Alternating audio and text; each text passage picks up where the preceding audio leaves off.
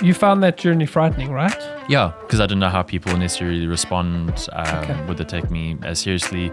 Your business is basically an extension of your purpose. I'm fascinated how we choose one brand over another, how we could be so loyal to a particular company. But if you dig down, and you dig deep down and remember, oh, flip, this is why I do this. What I would suggest is have even a mini brand strategy. Do your research, understand your ideal customer, and I think you also need to be true to you. We are hyper fearful of the unknown. Yeah. And we base our fears on these things that actually don't exist. Okay, Simon. Luke, Thanks for your time. I really appreciate the opportunity. Yeah, it's been great to meet you and to get to know you a little bit. Those great lineage coffees. Today we are not sponsored by, but we are sponsoring the Coffee Minister. And we open. What are you open to sponsorships and yeah? Possibly, maybe get the story behind the Coffee Minister. Oh, that would be cool. So if you guys are listening, give me a shout. I love the shameless marketing. You gotta get out there somehow. So, bro, thanks for joining us today. Oh, thank you for the opportunity again. Yeah, it's an absolute pleasure, and I've been really excited to have this chat with you. And we've been talking about it for a little bit. So, before we get into anything, maybe could you just take 5 or so minutes or however long just to introduce yourself to the people who don't know you? Perfect. And what you do? Awesome. So, Luke, I describe myself as a brand nerd. Absolutely love branding. My background really is a blend of consulting, working with startups through to multinationals. So that's on the business brand consulting side, and working with individuals, whether those are entrepreneurs or executives. I also have a background in lecturing brand strategy at Vega, which is one of the leading branding schools in South Africa, and speaking around the country on brand strategy and increasingly personal branding. So cool. Yeah, that's my focus. And then that's in a professional capacity. I am married to the most incredible wife, and we've got a 2-year-old little girl, and we've got an 18 weeks. So we're halfway through, I say the royal we pregnancy. The royal we. Oh, yeah. We've been pregnant twice as well, so. You've been pregnant twice. Yeah, so, married. How long have you been married for? 9 years. Wow. It was our anniversary, was it last week? Or the week before that, yeah. Okay. So married 9 years, dated for 6, so congrats. 15 years together. Yeah, she's awesome. My world, Kythe. And yeah, that's pretty much, I do need to highlight something that's pretty controversial is I believe pizza is a food group. And I argue that pineapple and banana should be on a pizza. I can see we're pretty divided on that, but... So I'll say that, and I'm not into getting into camps here, but pizza... It got serious quickly, I'm agreeing that pizza is a food group. All right, thank goodness for that. But not banana. Not with the banana. Have you tried it? I have tried it. But on a pizza, not banana separately? No, I've tried it on a pizza. And? Not the greatest fan. Pineapple, yes. Definitely pineapple. So there's a sweetness, there's a smushiness. Actually, I'm not selling it by saying smushiness, but you eating, like, it balances out the bad, which is not scientifically based at all, what I'm saying there. Yeah, but like what's just bad about try pizza? it. Yeah, true. Maybe if you put the banana on like a fish-based pizza could work. Prawns, I suppose. Yeah, there's something there. Yeah, maybe. So yeah, that's. I know I threw you a bit of a it's okay. curveball. There's no judgment. And I think there is, judging by the way your eyes rolled like that. There's more shock and horror about the banana. Wow, shock and horror. Wow. Okay. Yeah, but that's okay. Yeah. Okay, so that's cool. You've been married for 9 years. You've got a 2-year-old daughter. Yeah. And did you study at Vega, or did you? No. So I studied at UKZN. Maybe taking a step back. I've always had an interest in psychology and advertising. So I studied a social media degree, social science degree in media and communications and marketing. up to my honors and really enjoyed that. And received cum laude for that, so an average of 75%. And why I say that is that facilitated opportunity for a bursary and a scholarship to do my master's, which I had never intended doing. I was already in the system, and it was really an opportunity to do that. And it really blended psychology and marketing. And pretty much soon after I completed my master's, I started doing freelance work under the name 310's Brand Consultancy. 310s. I don't. So what was the idea behind 310s? So essentially, it's the decisions we make for our brands. The next 10 minutes, 10 months, and 10 years. So short, that's medium. interesting. So there's a rationale behind that, short, medium, and long term. Started freelancing, working with small businesses, and then an opportunity came up to lecture part-time at Vega. So that's, as I mentioned earlier, experience lecturing, and that's sort of part-time, and then focused on that for about 2 years, and then as that became, I suppose, more settled in the lecturing and delivery, I started doing freelance again, but under a different name. I know, very exciting. The name Brand Bright Consultancy, and that was really predicated on essentially branding brightly, that you stand out, but also branding strategically. So my experience over the, let's say, 10, 12 years was a combination of lecturing and consulting.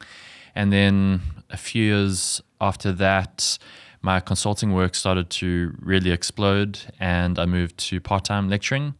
And I think it was about a year and a half ago, in December, I remember very clearly, I had 5 clients renew contracts with me. And I just said, I really am, I want to lean into what I love, which is consulting, and pivoted into that. And it's been about a year and a half now. Awesome.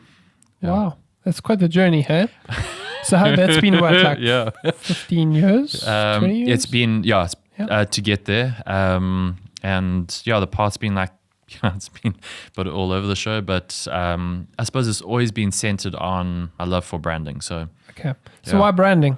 What I'm intrigues you about it? I'm fascinated how we choose one brand over another, how we could be so loyal to a particular company that we have an emotional response, depending on the brand. But to my mind, it's a connection. It's a way in which we effectively, I suppose, peacock, convey ourselves and our identity to the world through branding. So there's a psychology, there's marketing, there's business, there's communications that underpin that. So it's really at the intersection of that.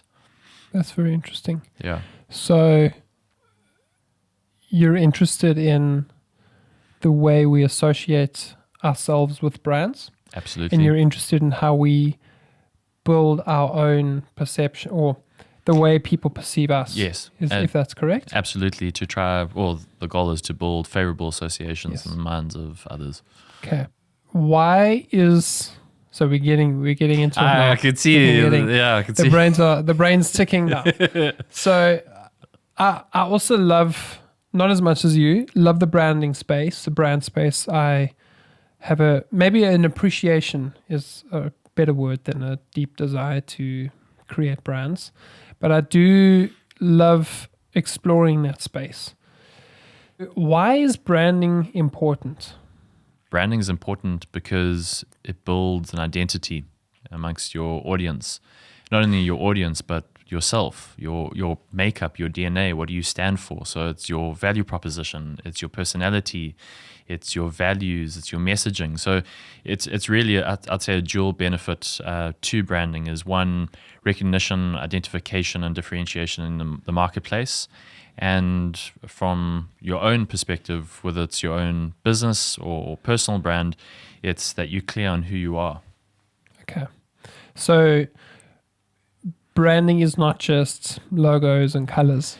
It's a facet, in my view. It adds a visual dimension to your brand in terms of identification. But if you think of an iceberg, there's a lot more layers that are underneath that or sit underneath that.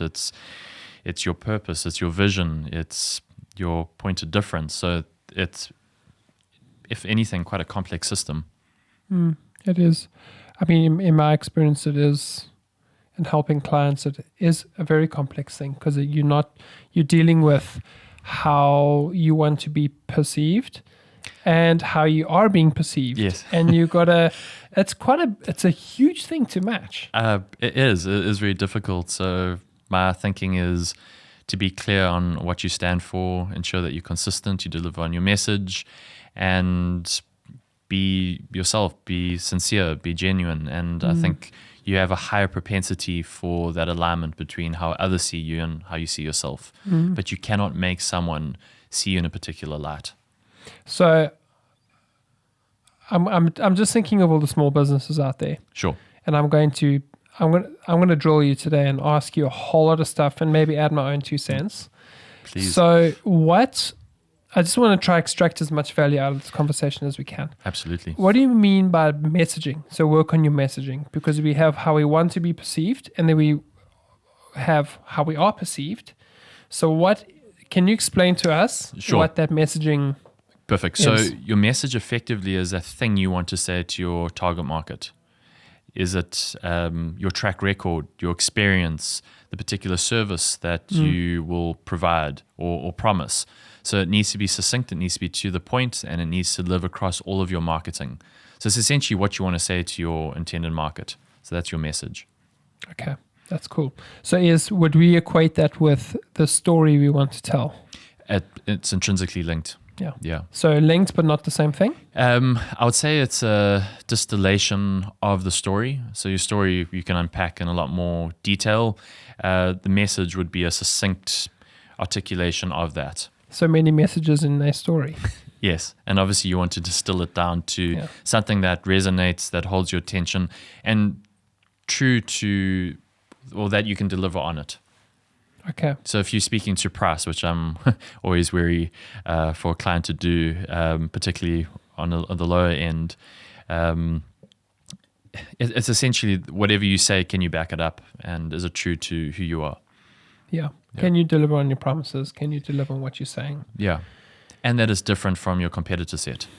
Yeah. You don't want to be saying the same thing because it's a blur.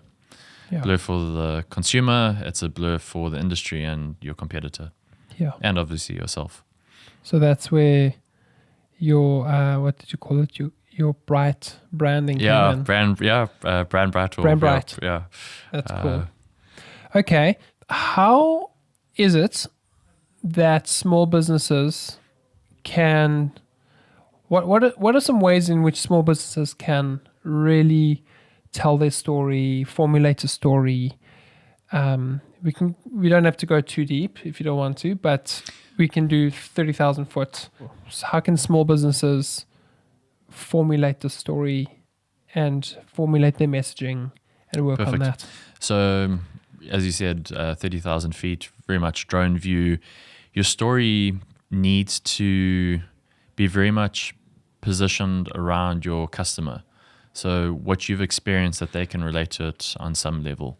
So I'd say that would be very much the snapshot. So what kind of example would you have on that? In terms of a story? So let's say we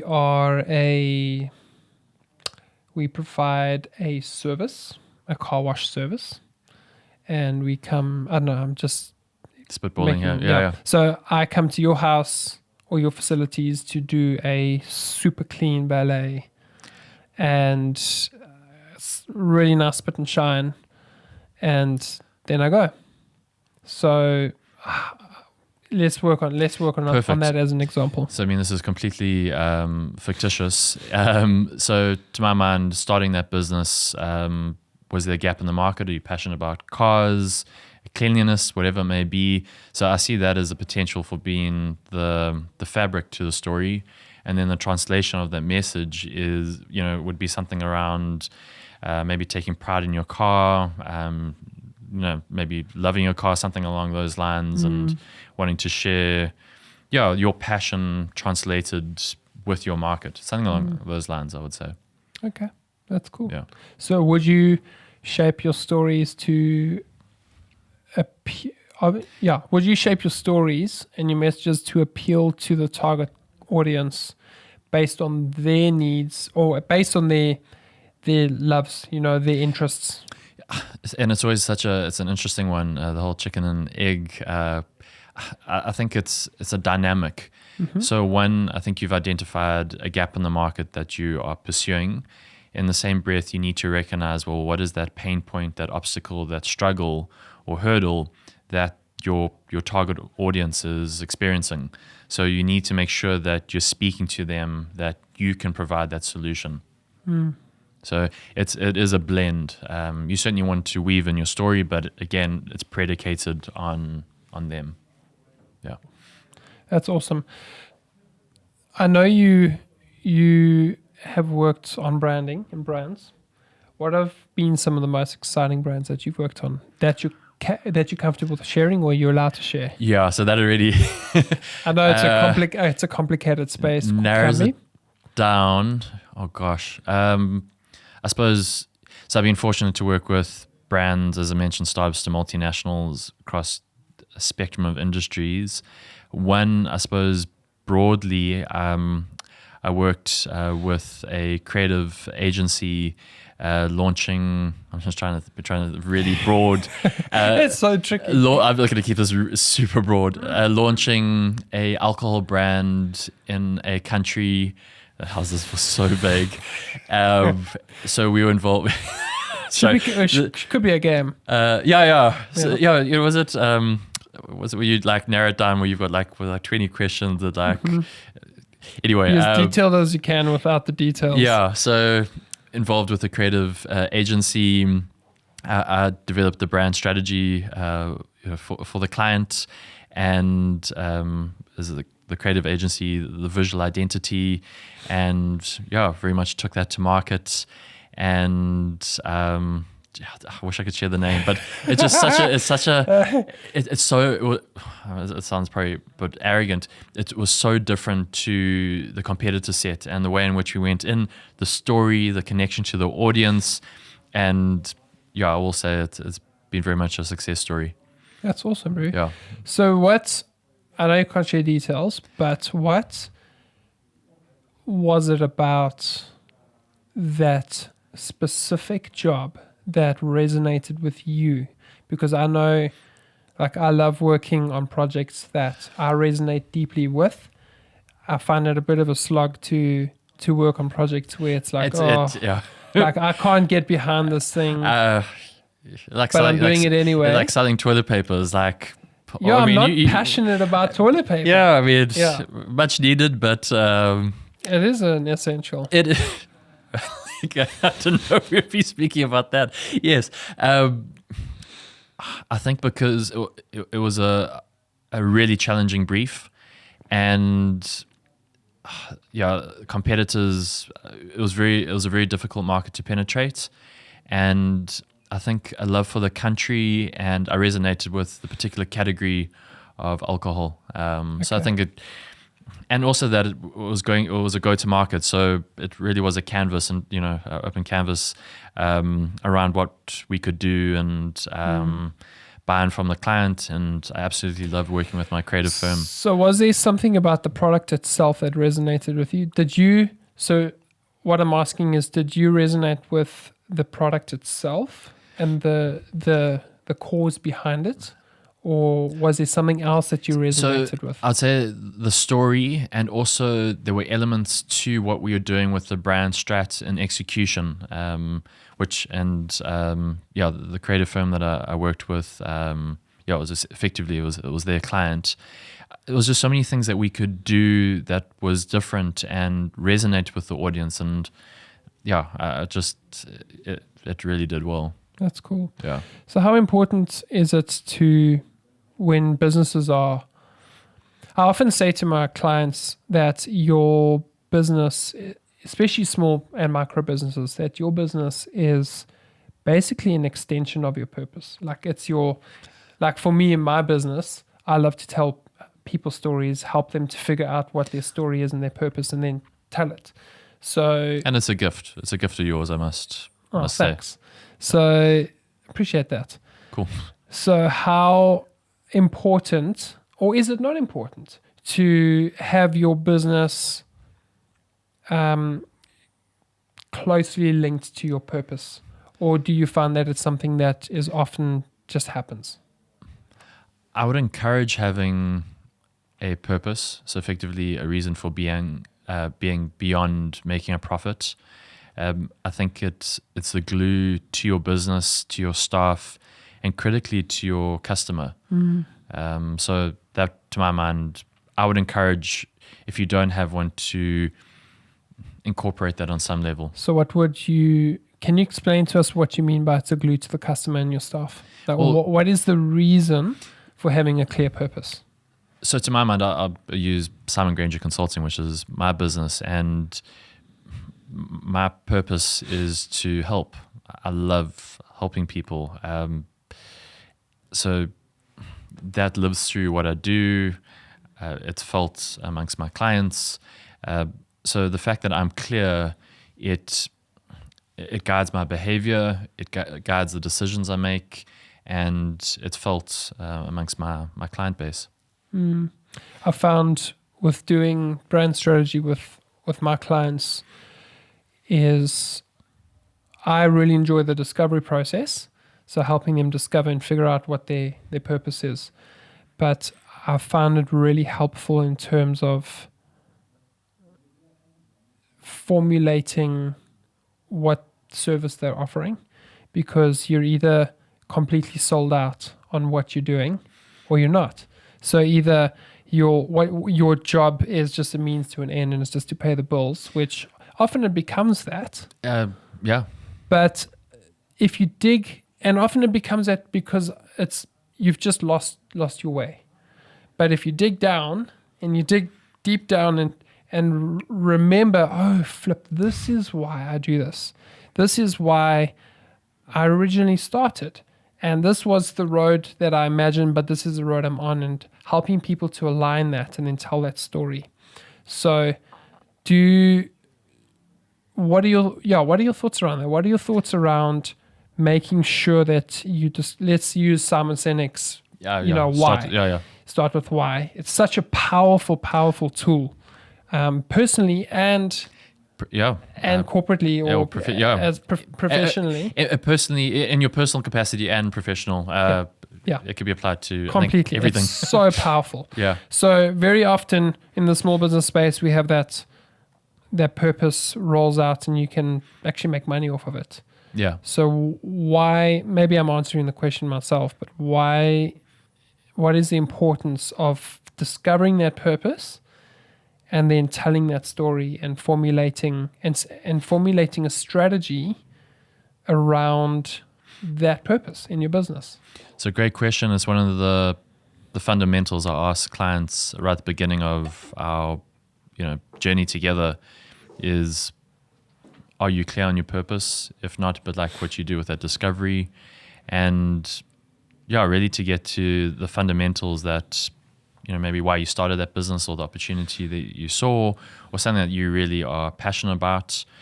So I think that very much is the basis for that. Does that help inform your strategy? It's the absolute foundation to that. So some of the tenets, and I'm sure we'll go into the makeup of a brand strat or personal brand strats. I certainly would ask clients around, well, what does that future state look like for their brand and business? What is their purpose, their reason for being, beyond making a profit, which I keep stressing, but it really, it is. So hard. Yeah, it is. As well as understanding who the ideal customer or client is. But your purpose really needs to be at the epicenter of every decision you make through to your marketing. Is this true to who we are and our reason for being? I got lots of questions. I'm just trying to decide which way to go here, because I really found this is so valuable to people and to brands and to businesses, because it should be taught in schools on a very basic level, like finance. But I hear you. A counter view is: did you take school that seriously? Of course you did. Oh well, that got awkward. It should, and maybe some of it will stick. For myself, I think it's only hindsight that you realize, like, flip, if I just understood the basics of, doing my taxes or a brand strat, I'd be able to apply it now. But yeah, I do see where you're going with this. Yeah, I got stuck on the whole did you take school seriously thing because I did, I can see you did. I tried. I tried. I tried to take it as unseriously as possible. I must say I did standard grade maths and science, so I don't know if that makes life easier. But I enjoyed both subjects when it was standard and basic. It's actually very. I know we're going down. I'm giving probably my age away because you're still a youngster. You got your whole life ahead of you. Whatever, Brian. You not that far ahead of me. I'm nearly 38. I'm looking at retirement villages. No joking. Wow. Wow. That got serious very quickly. Yeah. I'm only 2 years behind you, or 1 year behind you. So it's not that far. You got your whole life ahead of you. So back to what we were talking about. Yes, we digress. I was saying the importance of understanding that branding is such a intricate part of who you are as a business. Yes. Whether it's personal or your business brand, yeah. Branding is branding. So maybe that's where we can. Maybe we're going around in circles here, but can you talk to us a little bit about the difference between personal branding? Because I think it's something that you're pushing more into. Absolutely. So why is personal branding such an important thing in today's world? It's essentially people are looking to connect with others. And if people know about you and resonate and trust you, you have a higher propensity that they will connect with you and do business with you. That's, to my mind, in a nutshell. So what would be the difference between developing a personal brand and a business brand? So it really, great question. There's quite a bit of the mechanics to it. So we could go into more detail. Effectively, well, go into as much detail. Okay, cool. As you want. We got 3-4 hours, didn't you say? Yeah, we'll just split it into like 16 sessions. So it really. So there's a few criteria or questions you want to think about. That future state of your business. Do you one day want to sell it, or do you, in perpetuity want to keep it under your name? And then the pluses and minuses to that. So, personal example, I've worked under 310's brand consultancy, as I mentioned, and BrandBright for the lion's share of the consulting work. I moved from BrandBright to Simon Granger Consulting about 2-ish years ago, very deliberately, that I personally don't want to grow and build a team. If anything, a PA will be my next step. But the system that I have works beautifully, and so probably a bit convoluted. I have no intention of selling my business. If when a client is working with me, they're working with Simon. If I'm giving a talk or running a workshop, you're working with Simon. So it was very deliberate that, it would be under my name. Okay. So hopefully that answers your questions. Where do you want to take your business? It makes it more difficult. I'm not saying it's impossible, but it does make it more difficult if it's, for example, Simon Granger Consulting, and I'm wanting to sell the business down the line, because the brand equity sits with me and the relationships I have with those clients. Whereas if you operate under, say, a business name like I had BrandBright, it would be easier to sell. It just, there's quite a few questions that you need to consider. So is there value in developing both a business brand and a personal brand? Good question. And it's tricky. I mean, again, it also depends on the line of work you're in, I would say. So you working under a business name works well. There's also opportunity down the road to pivot and then work under the Luke Holden brand. So it just, sorry. No worries. Just get that out your way. I fumble forward. It just really depends on the industry and your plans around what you want to do with your business. Do you want to grow a team? Do you want to sell? It also impacts your marketing. Yeah. I mean, developing one brand is hard enough work. Developing a second brand on top of that is... It is, and don't get me wrong, you can successfully build a business brand where you've got that umbrella and your personal brand is an endorser. Yeah. So would it be something like, I don't know, just use me for example. Would it be something like developing Luke Holden Consulting? And I consult in so-and-so space, but I have a business that does, my business is Kythe Creative, let's use that. So it's saying, okay, well, I also run this business here, which I could sell off one day. Yeah. Or not. But under there, I have multiple people working. Is that something that's Absolutely. worthwhile doing in today's age? It absolutely can work. It boils down to your brand architecture. So how you articulate your product or service lines, that they're clear, that they fit. And yeah, so to my mind, that would be an important starting point, is that there's clarity around the various offerings and that you're clear with your customer around what you're doing and, what's being sold off, for example. Yeah. Yeah, I think it's a lot of it's got to do with communication and being transparent. Yeah. Always, especially when it comes to your personal brand. It's everything. Trust is everything. Yeah. Sure. So, I mean, personal branding is really far more personal than a business brand, because you're really formulating who you are and putting yourself out there in the public space. Yeah. Open to everything and anything. Yeah. So how's that journey been for you? I'm trying to use polite words. We're semi-family friendly. Semi-family friendly. To say very mild. Can be. Really, I'm trying to think of the most polite PC. Frightening at times, and very rewarding because it's me, and whether it's this session, whether I'm giving a talk or our coffees at Lineage, I like to believe I'm the same person. Yeah.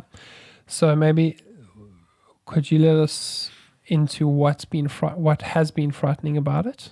Particularly under the Simon Granger, in terms of that transition, how people would respond to it. If I look at the following, whether it be in social media, whether it be the business networks, particularly within the brand communication industry, how would that be received? And very grateful. I mean, I was very strategic, very intentional, but it has been really well received. It has had any impact on the clients, whether I've done, I'm still involved with a number of clients offering business brand strategy, hasn't changed one bit. So I don't know how it would be received, but I'm very grateful that it was. So you found that journey frightening, right? Yeah, because I didn't know how people necessarily respond. Would they take me as seriously that it's not a business name versus personal name? And at the end of the day, a client or customer is they need that pain point, as I mentioned earlier, solved in some way. And can you help them? So if I'm hearing you correctly, the frightening part of what you were doing was the unknown. Yeah. It was the fear of the unknown. Yeah. And also Brand Bright, as I said, it's like a decade that Simon Granger equaled Brand Bright. And that's what I knew. So, and what my clients and, the broader audience, or whoever knows me or knew me, associated that with. Okay. Yeah. I always find that kind of thing very intriguing, what people are fearful of, because it helps me understand where they're coming from. And just in my experience, I've found that people, and I know it's a well-known thing, but we are hyper fearful of the unknown. Yeah. But it's such a weird concept, because it doesn't, the very fact that it's unknown, we base our fears in these things that actually don't exist. It's something it doesn't exist, but we just don't know. Or doesn't materialize, that exactly. thing. We are our own worst enemy. So, I mean, in saying that, what would your encouragement to people be in taking that step towards developing a brand, developing a strategy where they are fearful of maybe shifting and pivoting, because everyone's had to pivot the last couple of years? Yeah. What would your encouragement be to those those people that are really in that space. It's actually interesting because the last 3 days I've had some really cool DMs and comments coming through saying, hey, like, thanks for the great work. I've just launched a business and I'm crapping my pants. Okay, so you can say that. You can say crapping. Okay, I was going to say cack earlier, but I wasn't sure if that was... Crapping is allowed. Okay, cool. And the word is allowed. Okay. But it is, like, to be very real, it's a hugely scary experience stepping out there and even shifting from what you were and the way you were marketing and telling your story to be perceived to now you're more personal and now you're... So what would your encouragement be for those? Yeah, you feel more, I suppose, exposed, you're more vulnerable, I think. So what I would suggest is have even a mini brand strategy in place. Do your research, understand your ideal customer. And I'm of the view incremental steps, baby steps. That's been my approach. It's worked really well. There's some entrepreneurs that just dive in head first and respect, but that's not me. And I think you also need to be true to you. And those small steps translate into big things. So that would be my advice. So what you're saying is we take the big thing, the very big daunting thing, the very big scary thing, and we break it down into little chunks, and then into smaller chunks, and I'm assuming that would correlate or correspond with some of your latest stuff you've been putting out on social, being goals, milestones. Spot on. So have that strategy, have those goals, and as we spoke about recently, the horizon, short, medium, and long term, and as you're marketing and getting yourself out there, test, the efficacy, what sticks, what doesn't. What are the topics that people resonate with? Lean into that. The better you can understand your customer, the better you can serve them. Yeah, that's very good. So, I've found, even though I help people with their brands and their storytelling, I've found my own storytelling, my own brand development quite a scary thing. And even building a business, like I didn't take school very seriously. I didn't do business ec. It comes out now. I see. I haven't. I've done very little like post school stuff. I've done a bit of design, and I've done this and that. So I'm not a highly educated person in that regard. But I'm self-educated and educated with community and people. But going into starting a business and now developing this thing and figuring it out has been a very frightful, scary thing. It really has been. And I have found, not that I'm particularly good at it, but taking those big things and making them smaller and making those smaller things even smaller and reaching those goals and making those achievements. And I have found that very helpful. What I haven't been good at is being consistent with it. So what are your thoughts and tips around that? So I think be realistic. You're running a business. You are managing so many different facets with that. And that's on a professional business side. You've also got personal. So I think be realistic. I suppose the cliche, less is more. Just use an example of social media. As much as every platform will say you need to be on it and posting 100 times a day, obviously an exaggeration. Yes, algorithmically, it's advantageous to be posting frequently. From my side, if you can commit to one post a week, I mean, it's purely just broadly speaking, but it's a really good post. People look forward to it. You pour your heart into it. You're adding so much value. I would sooner be following someone that I'm looking forward to that post. In the same way with email marketing, maybe that would be a better example here, is a really thoughtful monthly mailer that your audience can't wait to open, and you really build a rapport that way. So be realistic, and as it progresses, maybe you double down on that, or as your brand grows, that you get the relevant support I'm speaking to marketing here, to help you. But yeah, just rather do one thing at a time and just keep at it and then build upon that, rather than, a post this week and then 7 months later is the next one. And yeah, it's because that consistency builds trust and familiarity. Yeah. So consistency. Showing up, same Showing voice, up every day. Same you. That's what people, I think, value. Yeah, there's such a huge need for, and I see it hugely lacking in the corporate space, is building trust. I think a lot of corporates, actually a lot of businesses also see marketing as sales, and there's zero building of trust. And it's such a biggie, bro. It's so huge and understated and undervalued.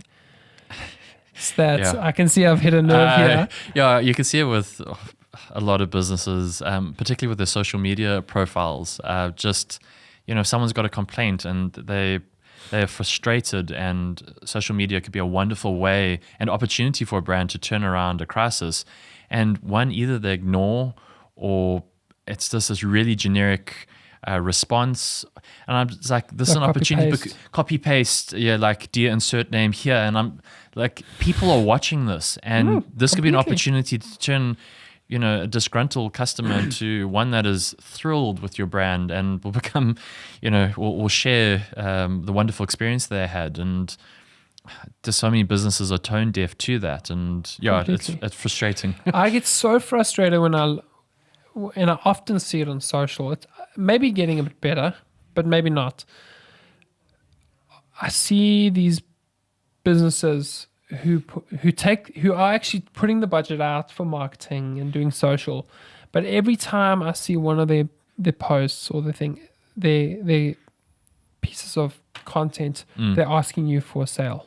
Every time it's like, oh, we provide this, subscribe now, or we provide this, go to our website here. And for me, I see that, and I know it would be for the same for everyone else. There's no trust being established there. Yeah. There's no relationship being built. It's all, I want, like, give, come and buy from me because I've got this. Yeah. There's no building the bridge between the viewer and the audience, and it's such a biggie. So you've got stuff I'd to work say there. Sorry, I get excited about this. Me too. I'd work to the 80-20 rule in this regard, where you're offering 80% value, you inspiring, educating, being humorous, whatever that is relative to your brand and service or product.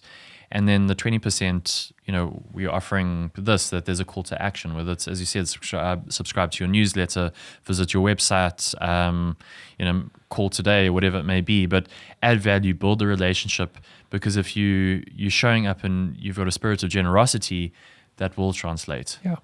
And also they're showing that you're a decent human. Yeah. Even if as a you brand, are a corporate, as a business, yeah. As a brand in a business, you're actually building you should have your personality profile. Yeah. And humans connect with humans. Not humans objects. Humans relate with humans. And we really need to start shifting the way we do our marketing to connecting with people, rather than demanding that they give you their money for the service that you provide. It grates me. But there's, what can you do? Maybe that's what we're here in the world for. Oh, yeah. Yeah. And we're here to help to turn that around. Yes. Cool, man. Is there anything you'd like to share or say, or perhaps to round off a snapshot around building your personal brand strategy? Please. So that would be amazing. Key elements. I advise clients, think about your vision, that future state. Where do you want to see your brand, both professionally and personally? To have a roadmap in place. And effectively, if you think your roadmap, you want to reverse engineer that to say, if this is the future state, what are the steps, the actions, the ways in order to actualize that? Here you want to think about your target market. Who are they? What are the pain points? Who are you relative to them? How can you solve that? And what are the channels or ways to speak to them both on and offline? So I just wanted to share a framework that I found has worked really well over the years. That's awesome. So what would you say the difference between a roadmap and a strategy is? So strategy, I would typically include the tenets of your goals and vision. And roadmap, I'd say, has more of a leaning. Again, and it can be semantics. Your plan, your stepping stones to achieve, your strategy. I like to think of it as we want to get to Cape Town from Durban. Yeah. That's the ultimate goal. Let's reverse engineer that and saying, okay, we'll go through Bloem, or we'll go through, what's the other way? Through the Transkei. There's different ways. Even, and then you break it down into smaller levels. Okay, even driving? In the Transkei, there are different routes, or via Bloem, there are different routes. So it's taking that end goal, you reverse and say, okay, this is a strategy, we're getting there. This is the plan on how we're going to get there. And plans change, but you still achieve the same goal. Yeah. So there's overarching. Maybe could I be as bold to say that if plans don't change, then there's something really wrong. Yeah. Because we need to adjust. We need to. Yeah, everything's in flux. So we need to adapt and nuance and iterate as we go. Yeah. Yeah. So that's good. Dude, I think we'll wrap it up there. Awesome. It's been hugely valuable and great conversation. Well, thank you so much again for the opportunity. Yeah, I've loved it. Yeah, it's been, maybe we'll do it again. Awesome. Maybe we should, have another one and talk about something else. And thanks for your time. High school. High school, yeah, we can do a therapy session in high school. So in science, we spoke about the periodic table. No, I don't know where I'm going with that, but yeah, that would be. We periodically spoke about the table in science. What? Yeah, I didn't do science. Yeah. I did do science up until, what is it now? Grade, whatever. I dropped it as fast as I took it up. That was a good life decision. Well, look at where you are now. So here's an interesting question. When we had to select our subjects for matric. Yeah. No, we had to do that in grade standard 8. Was it grade 10? Grade 10, okay. Standard 8. So we had to select our subjects. What subjects did you choose and why? I think I got a bit of a bum steer in terms of what I was advised to do. I think some of the compulsory subjects would have been, oh gosh, this is like many, so I think many compulsory was English, Afrikaans. Afrikaans. That was it for me. Maths, I think, was compulsory. Gosh. Again, that moved to standard grade because I struggled with that. I took science again. I don't know why. It opened up more opportunities. I remember that now. Something about that. And kudos to folks in the sciences, much needed. It's not my strengths, and that's one of the things that one of the pluses to age and time is you do work out what you're good at and you lean into that. History and art, which I both loved. Wow. Yeah. History, hey? That's interesting. Oh, and I may show off. I did get A's for both. But I mean, the standard grade, I had to kind of cool. Neutralize the standard grade with, I love that. Yeah, I love those subjects. So was branding something you realized you wanted to get into at school, or No. is it something you figured out later? More into university, because there were two areas that I was interested in: psychology and becoming a psychologist, and the other going to advertising. So interesting. It's a good combination because there's a lot of psychology. I know what you mean, exactly. In your branding, absolutely. So what did you Consumer behavior. So in school, what did you want to go and do? In the ideal world, I had no idea. No idea. Okay. I knew I wouldn't be a scientist or a mathematician, so process elimination. But perhaps maybe a teacher could have been on the cards. But actually, I can't even say other than it was a lot clearer at university onwards. Okay, that's very interesting. Cool, Simon. Luke, thanks, my bro. Thank you. This has been great. Yeah, it has been, and we'll catch you later. Where can people find you? I'd say email is probably the best. So hello@simongranger.com, and spelling of Simon is SIMON, and my surname is a strange one, Granger, GRAINGER.com.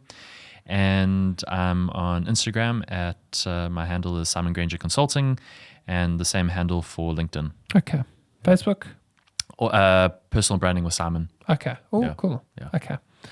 Well, personal branding with Simon. Thanks, man. Shut and viewers, thank you. I'll put all Simon's details in the comments and description below. And go give this guy a big thumbs up and raid his comment section with positive and helpful things. And maybe ask him a couple of questions. I'm sure he'll put himself out there and answer them. Yeah, I'd love to answer them. And we'll see you next time. Big love.